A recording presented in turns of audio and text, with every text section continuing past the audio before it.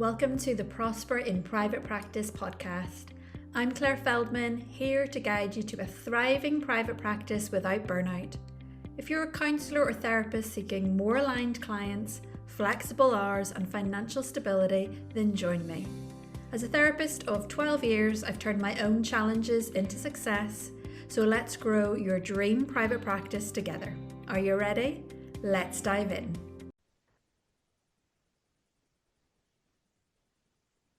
Hi everyone, and welcome to today's podcast episode where we are going to be talking about managing a private practice when you have ADHD.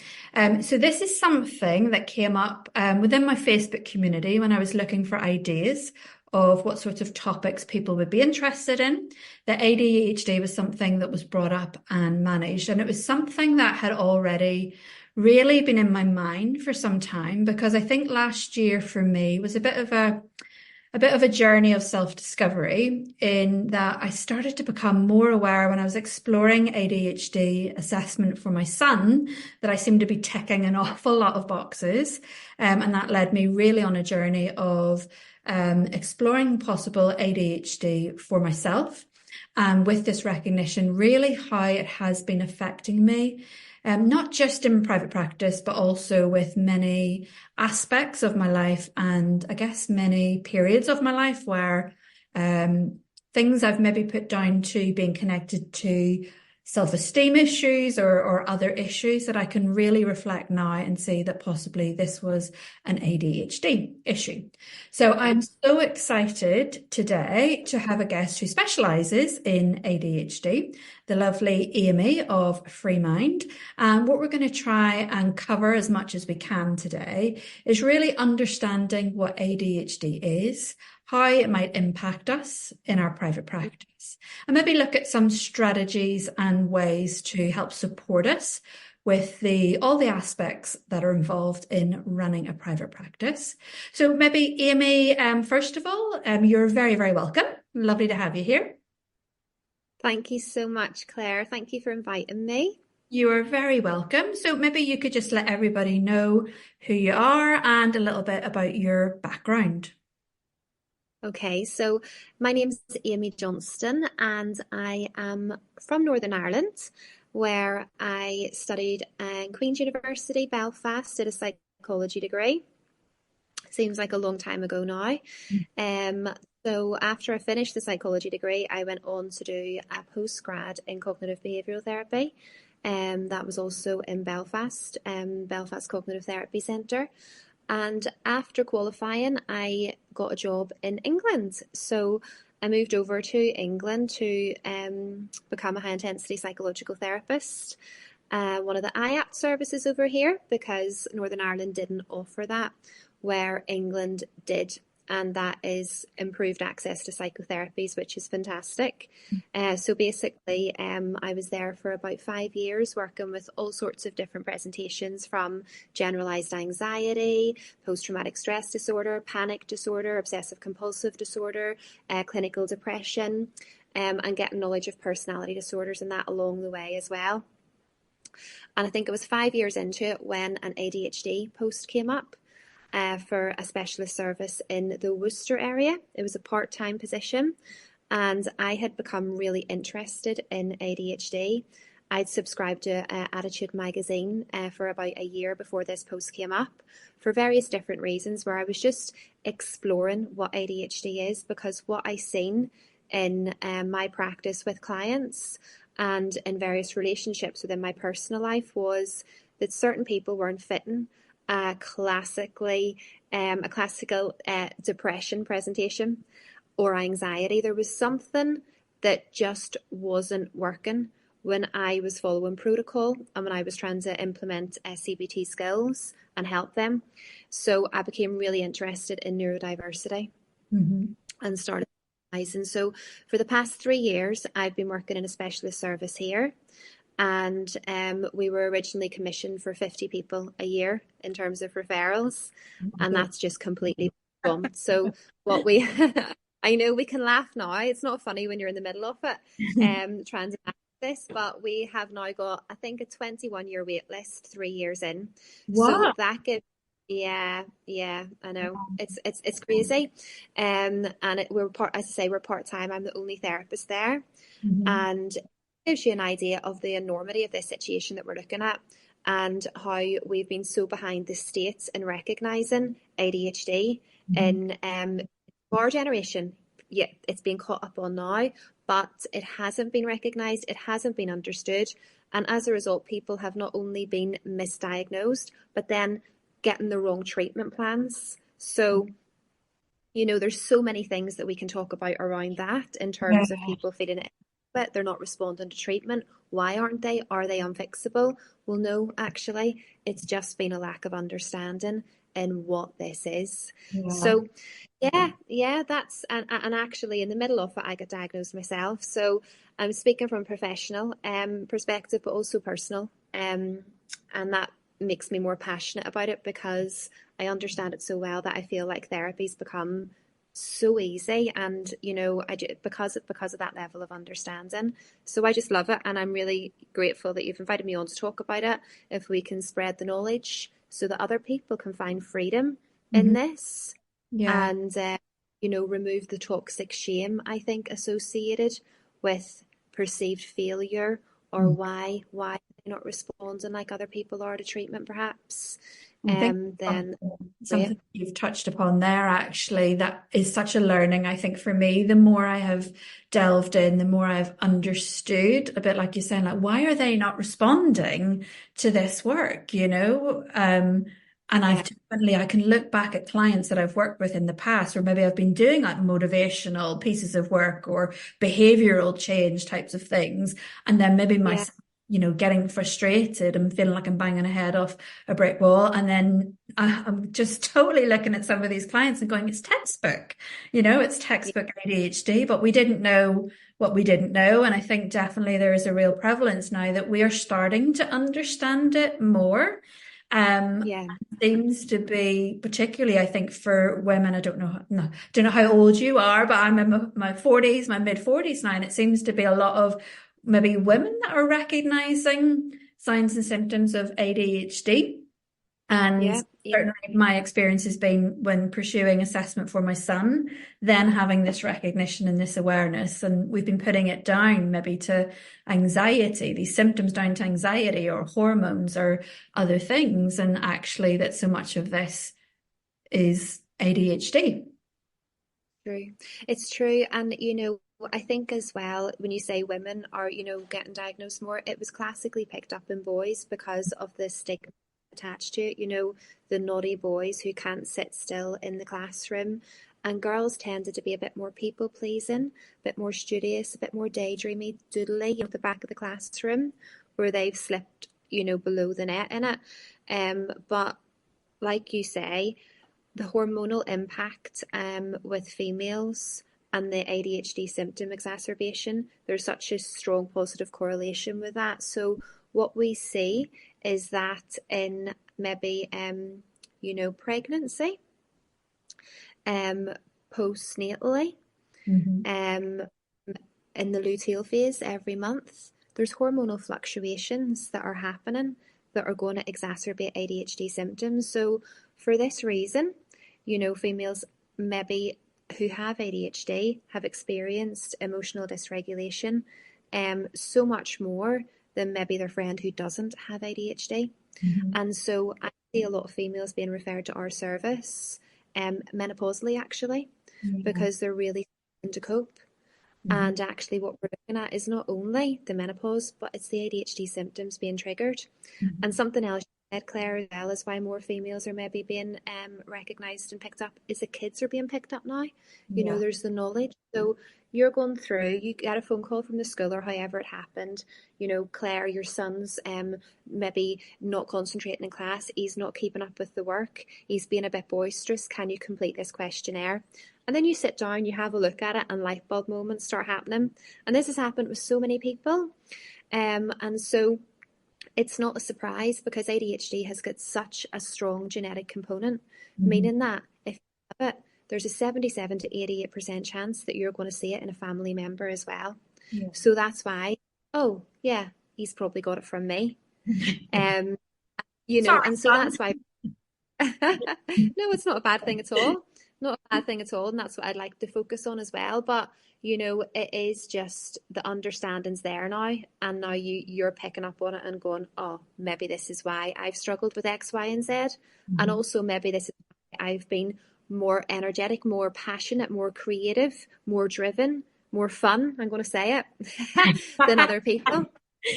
It's so funny. I never would have considered myself to be a creative person. And then I was doing an introductory call with a client recently, and I was sharing my screen because I have like a little diagram thing that I wanted to tend to talk through.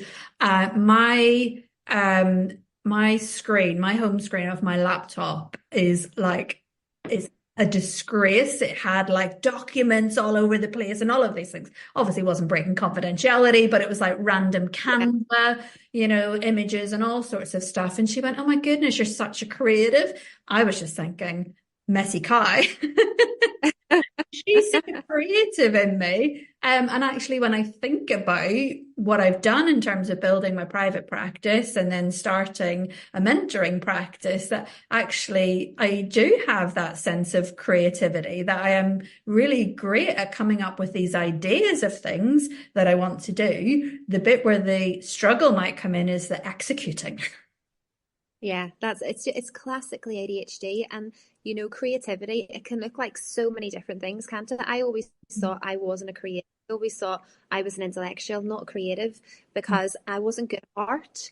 But Yeah. actually, create therapy is a creative thing. I don't know about you, but how many stories do you tell in therapy? I'm always telling stories Yeah. to let people relate to it. That's creative because you're thinking on the spot to relate something to that person to Mhm. help them understand what they're going through in a creative way. Creativity can look like your background. Your house looks lovely, by the way. But that's creative. Mhm. Creativity can look like how you cook.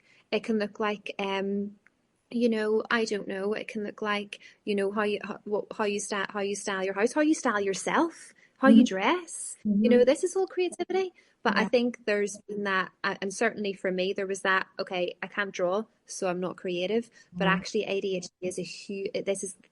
We are the creatives. Mhm. We see it in our art and acting in the creative side of the world. So yes, absolutely. Brilliant to see it from that perspective. And maybe it would be a good idea actually just to explain the different presentations, because there can be different presentations of ADHD. And like you said, historically, we've always thought about the naughty boy playing up in class, but actually we know that there are different presentations. There are different presentations. So first of all, when we go through an assessment process, so I do go through an assessment process with clients, and I work with a psychiatrist as well. So when we're going through this assessment process, we look at psychometric testing. I use 4 different psychometric tests, first of all, and that's completed by the client themselves. It's completed by a significant other, and it's completed by somebody who knew them in childhood, preferably the primary caregiver. And we also look at getting school reports. So we look at all of that information, and then we do around a 2.5 hour further assessment, where we're getting a lot of qualitative feedback about what life's look like, developmental and social history, primary school, secondary school, uni, relationships, all of this stuff, so that we can go, okay, this looks like you've got ADHD, and this is your specific signature. So the different types of ADHD are primarily inattentive type, primarily hyperactive type, and combination type. Mhm. Most people, I think it's around 60%, don't quote me on that, but I think it's around 66% have the combination type, which is a mixture of the two. Mhm. Around 25% or something has the primarily hyperactive type. I've never met anyone with a primarily hyperactive type, actually. Interesting. And no, and the rest would be the inattentive type. Um, and of course, you can see that with the hyperactive traits, you know. So we've got these different presentations, and we call them your ADHD signature, how this impacts your life. Mhm. Um, then we can work with a treatment plan then to suit the client. So we're not going it's a one size fits all and everyone looks like this with ADHD, because that's nonsense, because I work with so many different sectors. I work with the criminal justice system, sports, NHS, entrepreneurs. So all these people have ADHD, but they're all managing it in very different ways. Yeah. And of course, that depends on background, upbringing, ACEs, adverse childhood experiences, etc., etc. But I'm going to give you an idea of what inattentive symptoms look like, what hyperactive symptoms look like, if you like. Yeah, I was actually just going to ask that because I would have very much put myself in an inattentive kind of category because I wouldn't consider myself to be hyperactive. But then I've heard other people say like hyperactive can be just when you get really like you go down a tunnel vision kind of with maybe a project or an idea or something that you have. So just be curious to kind of see like what those kind of applications might be like. Yeah, definitely. Well, that's the cognitive hyperactivity that you're talking about, and focus. So cognitive hyperactivity, where you've got lots of thoughts, that would fall under that. And then we've got our hyperfocus, which we could look at being inattentive around the attention side of things, because you either lack focus and attention or else you're all absorbed. Okay. It's an all or nothing presentation, this. Yeah. You're either all in or you're not all. We don't tend to do things by measures. We're driven by passion. And if you're in it, you're in it. And if you're not, you're not. And that's in all areas of life as well, from what I've seen. But I'm just going to read out to you what they are. So if we think about the criteria, this is the DSM-5 criteria that we use. The DSM-5, I don't know if you've heard of it, but it's what I've been trained to use, is the Bible we were trained by, wasn't it? Yeah. Do you like it? I forgot we were talking before we hit record on this. We said, my God, small world, you live in England, but we've realized that you actually are from a town 10 minutes down the road. I actually did my postgrad in Belfast Cognitive Therapy Centre as well. You didn't know that. You have a CBT as well, Claire. Yeah, so there you go. It really is a small world. So yes, I'm very familiar with the DSM. So, well, you would be, because I just remember that this was glued to me in that 2 years. I remember buying it. We were told by Anne Kelly, that was probably who taught you as well, to buy this. And I remember looking at it and thinking, oh, this is exciting. And I feel really smart now because all I have to do is open a book and tell me everything.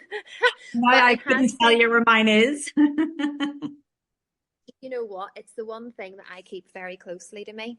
And it actually sits on my coffee table and it comes out in the car with me, and I've never lost it, which is a surprise, but I just have to constantly go back to it in practice. But anyway, so if we think about the inattentive symptoms, we're thinking about not giving close attention to details or making careless mistakes.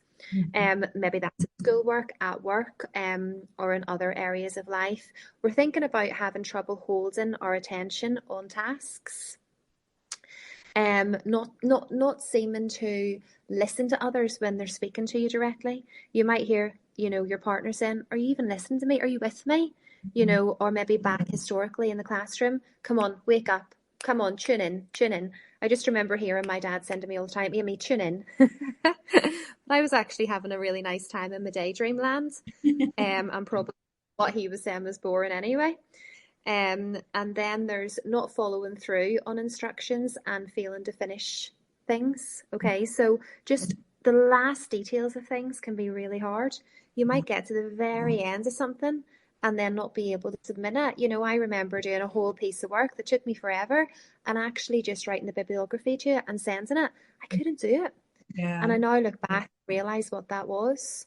I can actually that's the moment for me, was the moment I realized that there was something else going on here, because I last year was working with a mentor around how to create self-study programs for my private practice that people could just go online, purchase, and I wouldn't need to be involved in the process at all. And this was the objective that I was doing, to record the videos for this training. And I had a mentoring session every month, and every month she was coming back to me saying, have you recorded that? Have you recorded that? And every month I was Yeah, coming up with obstacles, reasons why I yeah, hadn't done it. And I was getting so frustrated with myself. And the penny just dropped that it's because it's boring to me. yeah.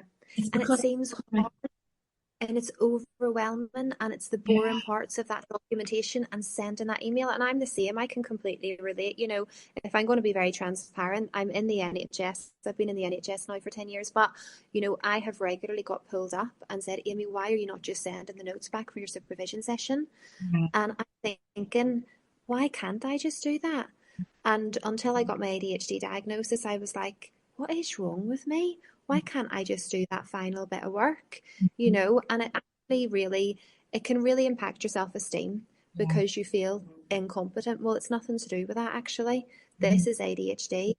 yeah, And until it's recognized, it's not managed. And that's the beauty of recognizing it, because then we can manage and remove the label of mhm, incompetence, stupid, not capable, and replace that with executive functioning difficulties, ADHD.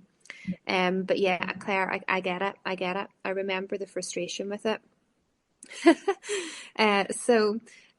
Not following through on things, having trouble organizing tasks and activities, whether, like we say, that's, admin work, whether that's, I think you've got kids, organizing their school diaries or what they need, organizing the house, mhm, organizing our MOT. This is a big one. Forgetting to do things like your insurance in your car, mhm, because that's the executive functioning, time management, organization difficulties that we have. And mhm, this is what it looks like yeah, as a DSM-5 criteria, but what it actually looks like in real life. mhm, Okay. Um, Avoiding or being reluctant to do tasks that require mental effort over a long period of time. There we go. I don't know if you had to go through your accreditation process as a therapist, which we have to do. But that it's over a long period of time, and you just switch off halfway through. It's so boring. And when yeah, I'm assessing clients, they're like, you know what, Aimee, in school, I did okay in exams, but coursework was a struggle mhm, because it was over a long period of time. There were so many different parts to it. I had to go and look for research, and then I had to document it, and then I had to cite it, and it was all just too much. So there's that. Losing things, where's my keys? Where's my phone? Have you seen that? You'll be known for it. Your friends will talk about it. Oh, if you didn't have your head screwed on, you'd lose it, you know. It probably causes arguments in relationships. I don't know how many times it's been like, Aimee, where's your bank card? How have you done that again? And I'm like, how have I done that again? Until now. And but it can cause arguments, and it can be frustrating for friendships, oh, absolutely. in that way. Um, Getting easily distracted, maybe in conversation, Mhm, your mind's wandering, maybe you're doing something, and all of a sudden you find yourself finding a choker that you haven't had for a while. And the next thing you know, you're standing downstairs trying on this choker with an outfit that would go with it, and you realize that you have a client 10 minutes ago. That's one of my personal ones that I was happened. just going to say, that sounds like a personal story you're sharing there. Yes, it is. It is, Claire, and it's one that I will share because it was before diagnosis, and I was thinking, why do I get caught up and get distracted so easily? But the truth was I was getting really creative with an outfit after finding that choker. Must have been. And I hear funny stories like this all the time in assessment. That's why I love my job, because I do hear these things classically from so many people. And at this stage, I work with about 500 people with ADHD. And I can laugh about this now because actually we really are, don't really like this phrase, but we are in it together in a Yeah, way that these struggles, yeah, we can start normalizing them now and destigmatizing and removing shame, I think, as well, is a huge thing. yeah, absolutely. I Uh, think, sorry, just to interrupt there, a lot of the things that you'd mentioned there very much relate to private practice and being a yeah, therapist in your own private practice, like the planning and organizing of yeah, tasks, remembering your insurances and all the things that you have to pay, time management, that all of these kind of things are really important. So maybe you're going to talk a little bit about, I guess, the hyper focus symptoms Yeah. as So well. And then we'll hy- kind of talk about hyper, how they relate to private practice. yeah, absolutely. And then the hyperactivity, what we're looking at is fidgeting, tapping hands, tapping feet, squirming in your seat, playing with your hair, pressing your lips together, things like that. They're always going to be a bit of fidgeting, a bit of energy going on. Getting up and leaving your seat where you should be seated, Mhm. maybe in the cinema. Maybe, you're out having a drink with your friends and you're the one walking around the bar. Mhm. Maybe you're meant to Zoom meeting and you're putting your camera on or off constantly so that you could just get up and walk to the kitchen, and have a cup of tea, and have a bit of a pace around. Then we've got running about or climbing in situations where it's not appropriate. More for kids there. Yeah. But I don't know about you, but I love to walk along walls if I'm not supposed to when I'm out and about by the seaside or things. There's just this energy that needs to get out. Running when you should be walking. Mhm. When you're walking behind someone who's really slow and you just want to take over them, Oh, that yeah. restless energy. Mhm. And it's like being driven by a motor Mhm. where the frustration comes up and you just need to get ahead of them. Mhm. And it's always been there. And it's not the same for everyone else. Yeah. Um, not being able to take part in leisure activities quietly.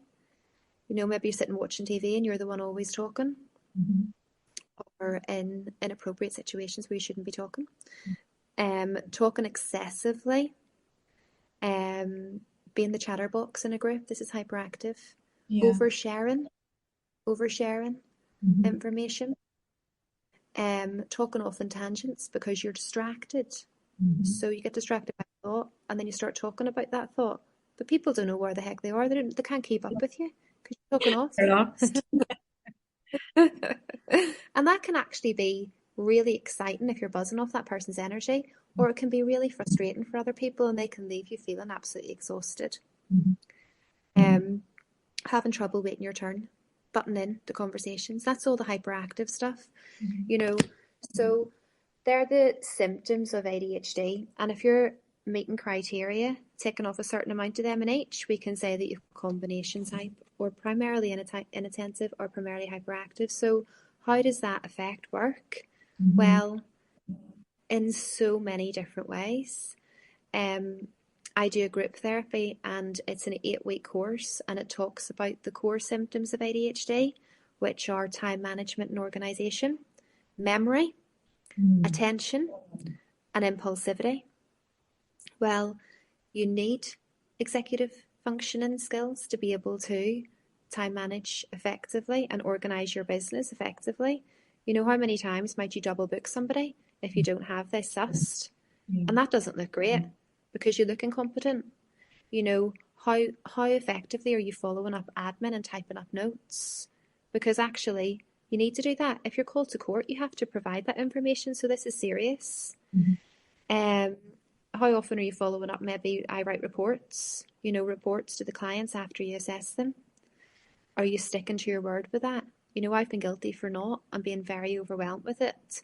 And I've combated that by getting admin support Yeah. because I realised that I'm not a one-man band. I tried to be for too long, Yeah. and that's a problem that we'll run into. As an ADHD therapist with a private practice, our minds are creative, they're fast, Mhm. and we can have problems loosening the reins and delegating because there can be a feeling of they can't do it as good as me, and I know what I'm doing because I'm holding it all in my head. Yeah. And for a while that might work, but it's not sustainable and it leads to overwhelm, especially if you're working in many different areas and you're becoming the marketing person and you're becoming the admin person and you're having to manage your finances. You're having to manage your insurance, Mhm. you're having to manage your therapeutic intervention, you're having to manage what business entails when Yeah. actually you're trained as a therapist. And you don't realize that until sometimes it's too late. And I've seen too many people end up burnt out and feeling like a failure because what was a great idea, because this is a presentation of out of the box thinking, Mhm. great ideas, but crumbles too fast because of the lack of implementation with skills to manage it. There's something there about outsourcing the Yeah. things that are your strength. And I think this is really difficult as a private practice therapist. I mean, I dithered around the notion of getting a VA for quite some time because it was such an investment and it seemed like a lot of money. And like, I can't imagine not having my VA now because she takes over doing, so many of the things that I maybe struggle with as well, or what I would do. So she does a lot of my creative stuff on Canva and creating resources and stuff. That's the kind of stuff that I could probably be down a rabbit hole for days doing. Yes. And then kind of realizing, okay, I could do it myself, but I would spend days down rabbit holes playing on Canva, but that's not actually going to bring in clients or help me get my notes done or help me do these other things. So I very much see it as an investment to take that kind of stuff away from me. Yeah. I appreciate for private practice therapists, they just may not be in a position to be able to make that investment. And it's maybe about trying to find other tools and other resources that might be able to help as well. Yeah. Yeah. Absolutely. Absolutely. And I think, time is money. Yeah. And, I've had to sit down and go, I can't really afford to be paying for market and paying for admin and a VA and all of this. But actually, can I afford not to? Is the question I had to ask myself. And the answer was no, Mhm. because the amount of time I spend on all of them things, I could be sitting down with a client, Yeah. and we're in this role, we're doing this job. I don't think any therapist gets into this work for money. And Mhm. if you do, then get out of it Yeah. because you're not in it for the right reasons, and the client's going to know that. Mhm. But we have to make money. We're in it because we care for people. And I do believe that that side of it and the money side, even in itself, and charging what we should charge as an ADHD therapist can be very, very hard. Yeah. Um, but time is time is money. And if you're spending 2 or 3 hours on doing the marketing side of things and doing the Canvas side of things, when you could be sitting Mhm. and treating a client, you got to weigh that up. Yeah. You just have to. So the question I had to ask myself was, can I afford not to do this? Absolutely. And the pattern that I was As seeing was, well. if I don't do this business is going to fail. And I had to come to that realization to then get support. Yeah, and you're highlighting another common thing is that kind of the issues that we can struggle with around money, not only just kind of charging our worth and setting our fees, but also Yeah. honoring the boundaries around things like late cancellations as well, and then Yes. managing the actual finances appropriately in the business. And probably for me, I would say out of all of this learning, the managing finances bit is still the bit I need to continue to work on. And I think probably connected to impulsivity, the next shiny object that comes along. And I think certainly for therapists, it's, oh, more CPD or oh, more training or oh, this. And there's a lot of kind of impulse buying that goes on and Yeah. definitely I can be guilty of that myself, that I can spend more time actually making these impulsive sort of decisions when I should be focused actually on that managing what I have already and acknowledging that what I have already is more than enough. Yes. Yeah, definitely. And that's the thing, because there's always going to be courses that you'll want to do and you'll want to improve, and you're naturally curious mind, and that drive actually, will always be there, but it's finding the balance with that. Mhm. And can I afford that? And one of the things in the impulsivity module that we look at is, impulsive buying, whether that is courses or whether that's Amazon. You know, impulsivity, I would say, would I say especially with females? No, maybe not, because I see it a lot in the guys as well. They're just maybe purchasing more extravagant things from what few of my clients that I'm remembering. But leave it in the basket for 24 hours and then revisit it, because ultimately what you're seeking for is a dopamine hit there with that, Yeah. because our brains have dopamine. So with this behavior, you're looking to increase that dopamine. So you're maybe buying them trousers online or buying them trainers or buying that course Mhm. and giving you that hit. But if you can sit and leave that for 24 hours and revisit it, the Mhm. dopamine that you get from that, refraining from it, and the achievement in that does Yeah. equal. And as you see your money growing in the bank, there's a dopamine hit that you can get from that as well. But impulsivity, certainly with, wanting to do different things and spending money that maybe you should not be spending, and investing in the business in different ways, is a big thing, a big issue for the hyperactive type.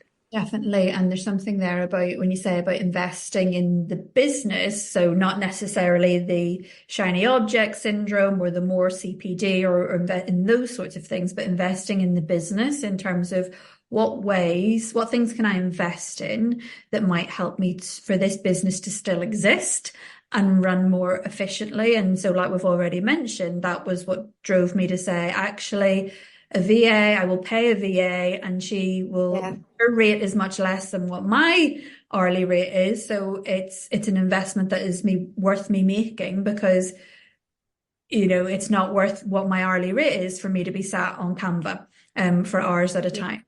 So that was an investment that was made. The other things then, just kind of thinking about for therapists that might be helpful. The next thing I kind of thought of and was things like project management tools, like online project management tools that help me organize my tasks and goals and activities a little bit better. And that's something I'm just sort of dabbling in now with yeah, Trello.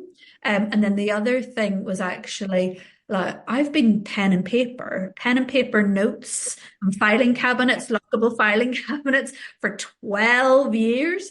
And I've only just quite recently moved to online practice management software because number one, I can put my notes digitally, but I love the automation of sending client appointment reminders and all of that kind of stuff. So I think there's something as well, maybe for that we can touch on with ADHD and automating things as much as yeah.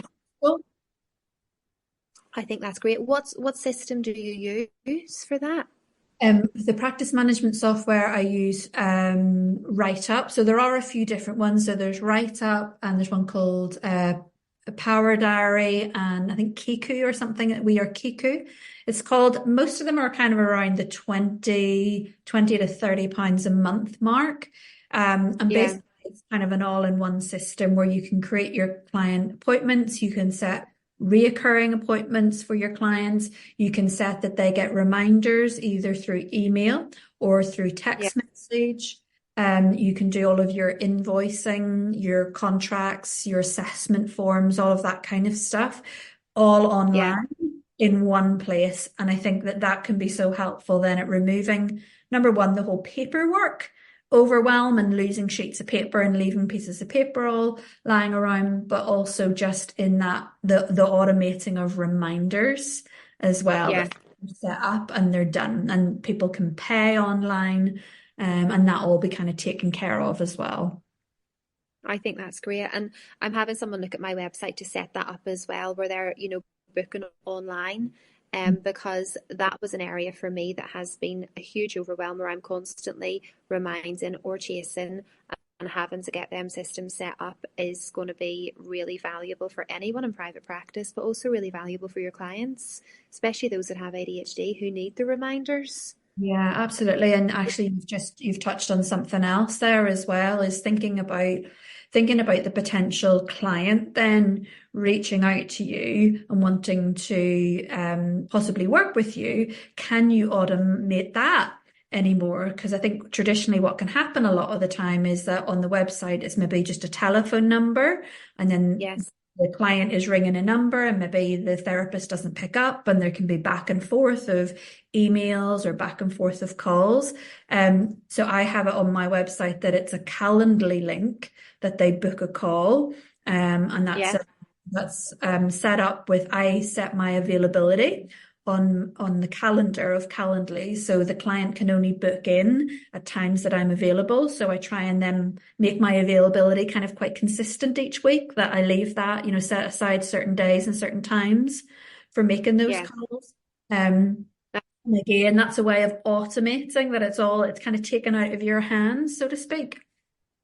Yeah, and it's a way for you to manage as well, because routine's really important. So if you know that on a Wednesday morning from 10 o'clock to 12 o'clock, you've got these clients that you see are 10 o'clock to 1 o'clock, And actually, that routine embedded in your mind is going to be really important to reduce overwhelm. But having that system in place sounds really valuable. And I think it's going to be really important for anyone in private practice to have that. For me, I've got a great bookkeeper, and they do reminder calls for me. So I've delegated a lot of that, and that's a very recent thing that I've had to do. And they will send reminder emails. They're fantastic, absolutely fantastic.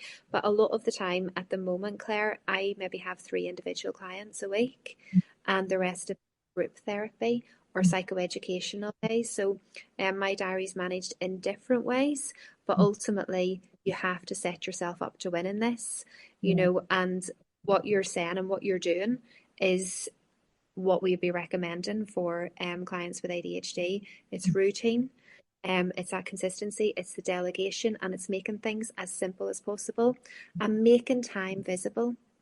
There's something about object permanence. If it's not in front of us, we don't see it, and time escapes. This concept of time is an issue.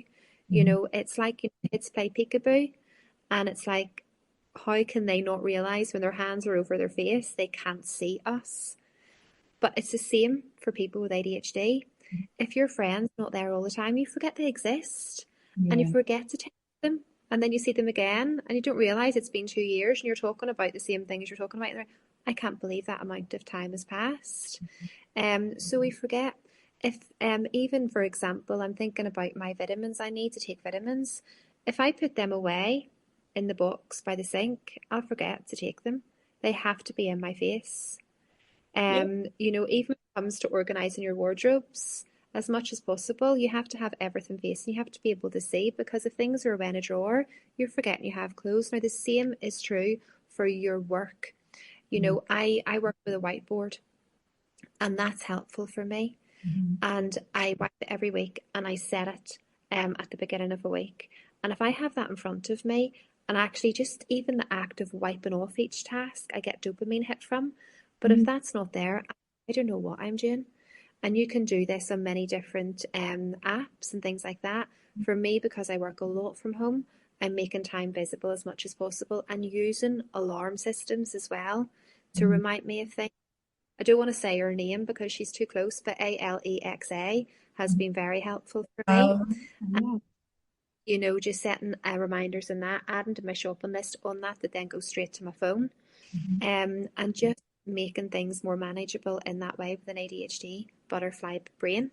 Yeah, that's a really good tip, actually. I never thought about using Alexa to help me with organizing. And I was having a little internal chuckle there when you mentioned earlier about relationships. This is where there can be Yeah. great conflict in my house because, like you, my vitamins, I set them out on the windowsill in the kitchen right next to the tap so that when I'm having a glass of water, I'm prompted to then take my vitamins. But my husband, who has to have everything tidied away, who is a bit of a tidy freak slash little bit OCD, has to put everything away. So he puts everything away out of my line of sight and Oh, causes that a lot of frustration. I was going to say, as much as we can laugh about that, I was going to ask a question, but obviously it's a personal question. You don't have to answer it, but certainly during assessment, ADHD, there can be an element of chaos. It's a chaotic presentation at times, and just managing to keep things tidy, to keep things in its place, it can be such a source of frustration within marriage.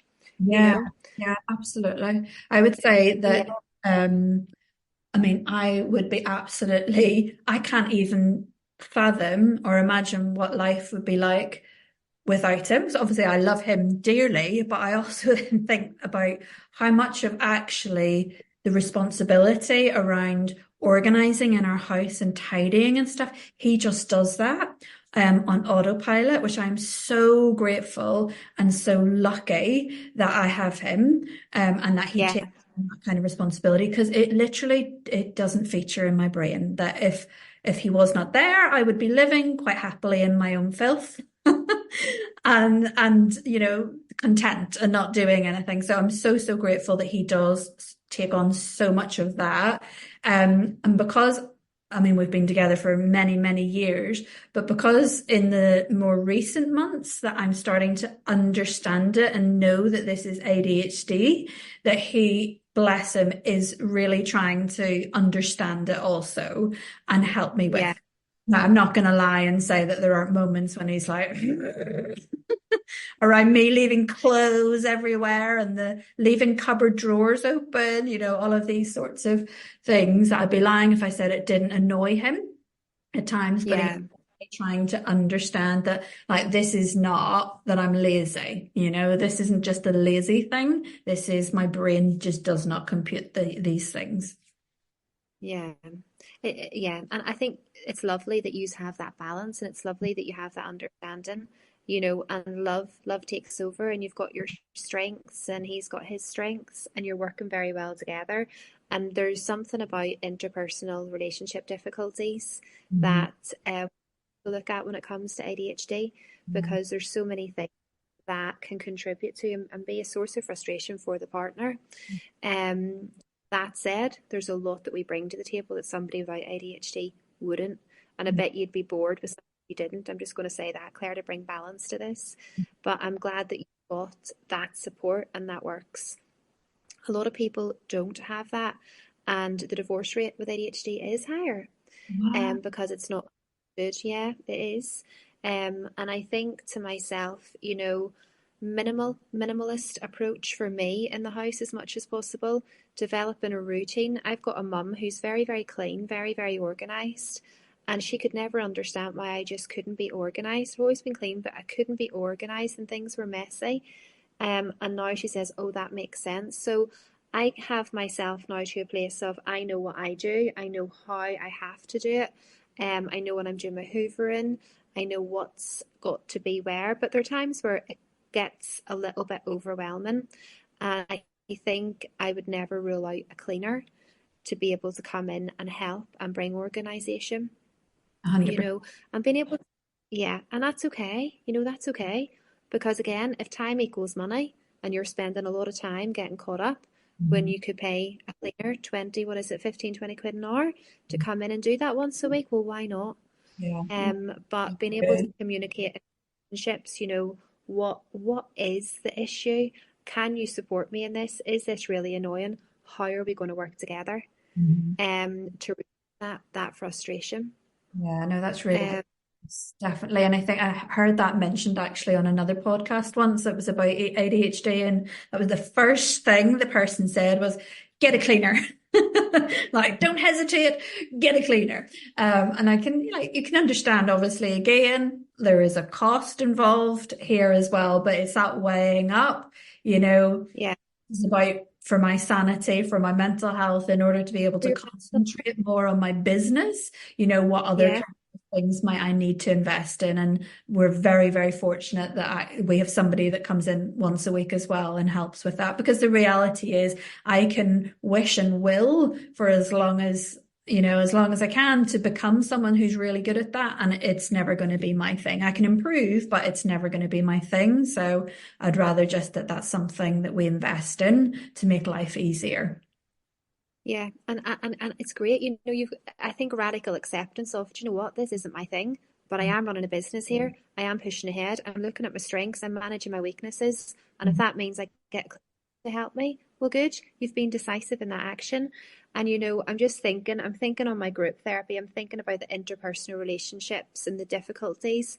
That's one of them, but there's many others that come with ADHD as well, and being able to effectively communicate and work together as a team, as every relationship should be, but as a team. And that just comes with understanding each person's strengths. And actually, Claire, what you'll find is people with ADHD tend to be drawn to each other as well.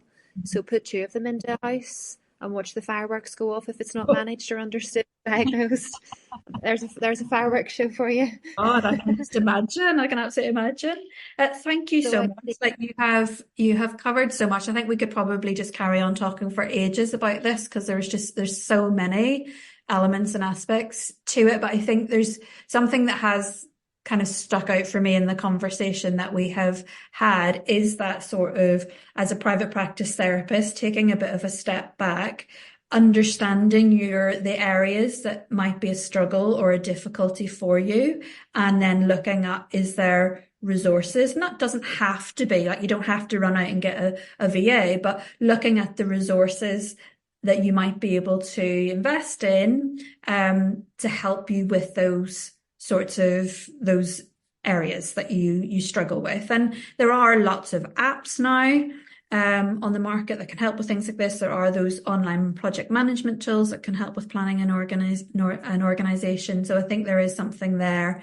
The underlying theme is about knowing how your ADHD presentation affects you in managing the business. And then might there be things where you need to explore additional resources or help or outsourcing of those kind of tasks. And I think the final little thing you mentioned about simplifying your life, I think for therapists, a big thing also for them to be really aware of is setting their structure of when they see clients to suit them.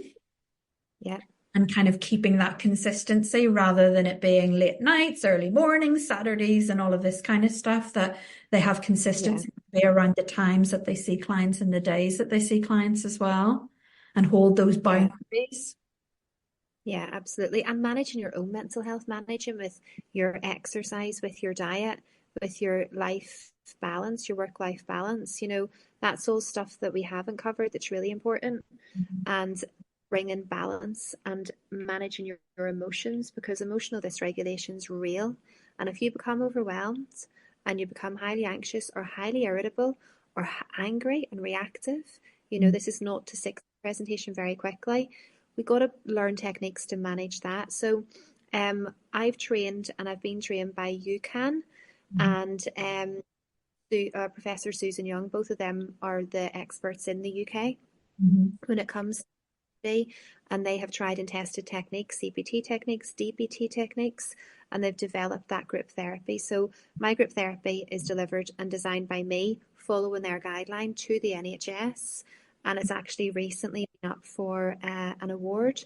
So I was nominated a patient award for it because it's evidence-based, it works, it's CBT skills to manage all of these different core symptoms and secondary symptoms. And then I've taken that to private practice and just made it better. And I do it with a male group and a female group. So that gives skills as well. And it also gives community and it gives connection. And one of the biggest, one of the most loveliest feedback that I get from the clients is they felt seen and they felt connected and they were able to work together as a group to manage it and just reduce a lot of the overwhelm. So I would say that as well, because I haven't talked much about that, but it's a huge conversation that we can't cover in an hour. If you could let listeners know, how could they find out more information about your group workshops or about working with you privately, one-to-one? Yeah, I do have a website. It's freemind ps .co because I've got a bit of a team that work with me, but I've also got Instagram page which is ADHD therapist, Freemind ADHD therapist, and it's got a lot of information on there as well about ADHD that I just put out regularly. And then if they want to sign up for a group, we've got intakes every couple of months. Or if you want assessment, I'm back and forward in Northern Ireland because I come home every 6 weeks, so can book in for an assessment as well. That's brilliant. Love it. Thank you so much. That was such an interesting conversation. I got so much from it. I really enjoyed it. Thank you. Thank you so much for having me, Claire. I feel like I hope I haven't talked off on tangent with you and you have got what you've needed. But it's been lovely. Lovely. Thank you so much. I'll talk to you again soon. Thank you. Bye.